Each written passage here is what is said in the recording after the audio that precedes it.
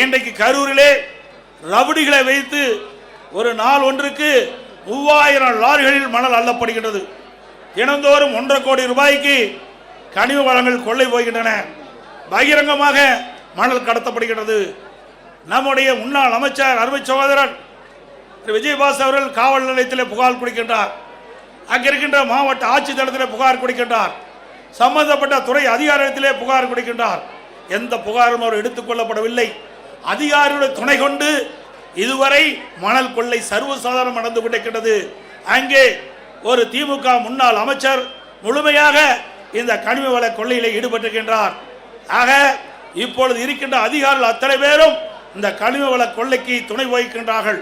அனைத்து இந்திய அண்ணா திராவிட முன்னேற்ற கழக அரசு உங்களுடைய மகத்தான ஆதரவு பேரிலே ஆட்சி அமைந்தவுடனே இந்த கனிம வள கொள்ளையிலே யாரெல்லாம் ஈடுபட்டார்கள், யாரெல்லாம் இதற்கு துணை நின்றார்கள், அவர்கள் மீதெல்லாம் சட்ட ரீதியாக நடவடிக்கை எடுக்கப்படும் என்பதை நேரத்தில் தெரிவித்துக் கொள்கின்றேன். இன்றைக்கு நாம் பார்ப்பதெல்லாம் நாம் வைத்திருக்கின்ற பணத்தை திருடுவார்கள், இல்லது வீட்டிலே திருடர்கள் புகுந்து நகையை திருடுவார்கள். ஆனால் இன்றைக்கு விடியா திமுக ஆட்சியிலே உடல் உறுப்புகளை திருடுகின்ற ஒரே ஆட்சி இந்த ஆட்சியிலே தான் பார்க்கப்படுகிறது. சிந்தித்து பாருங்கள். நாமக்கல் மாவட்டம் அந்த பகுதியிலே வறுமையின் காரணமாக ஏழைகள் அவருடைய உடல் உறுப்பு கிட்னியை முறைகேடாக இன்றைக்கு திமுக கட்சி சேர்ந்த எம்எல்ஏ மருத்துவமனையிலே அழைத்து சென்று முறைகேடாக அவருடைய கிட்னியை இன்றைக்கு திருடியிருக்க என்று சொன்னால் இந்த ஆட்சி எப்படிப்பட்ட ஆட்சி என்பதை எண்ணி பார்க்க வேண்டும்.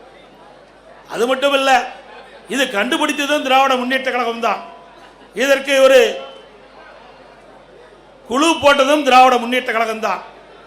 ஆக இதையெல்லாம் கண்டுபிடித்த பிறகு சட்ட ரீதியாக இந்த மருத்துவமனை மீது எந்த நடவடிக்கை எடுக்கப்படவில்லை.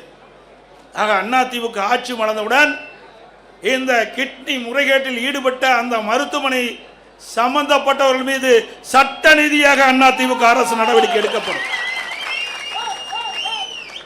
இது எவ்வளவு கொடுமையானது! நாட்டிலே பாதுகாப்பு கொடுக்கக்கூடிய ஒரு அரசாங்கம் அந்த ஆளுங்கட்சி சேர்ந்த எம்எல்ஏ மருத்துவமனையிலே இப்படிப்பட்ட கொடுமையான நிகழ்வு நடைபெற்று சொன்னால் இந்த ஆட்சி எப்படிப்பட்ட ஆட்சி என்பதை மக்கள் எண்ணி பார்க்க வேண்டும்.